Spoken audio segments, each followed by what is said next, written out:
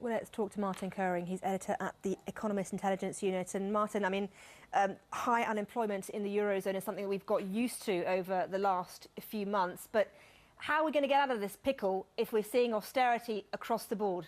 Yes, exactly. I mean, the biggest problem is that the Eurozone doesn't really have a growth strategy. I mean, what's happening is fiscal austerity is bringing down consumption, private consumption, but also investment spending. Companies are not willing to spend any more. Corporate taxation in some countries, including Spain, is going up.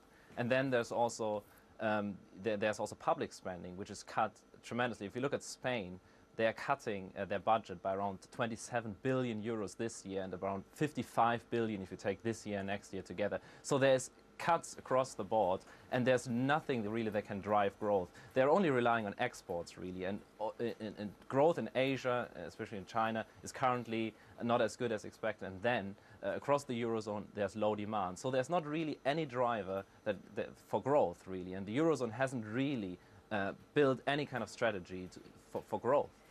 And the problem, of course, is that we have a two-speed Europe. We have Germany, Austria, Netherlands on the one hand with low unemployment, but then we have the Mediterranean countries, really, if you're going to be honest, dragging everyone else down.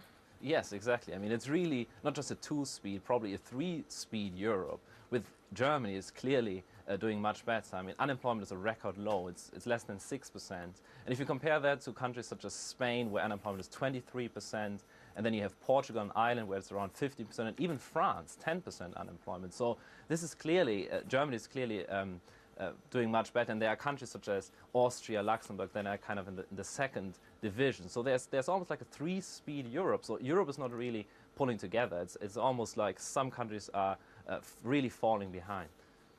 Okay.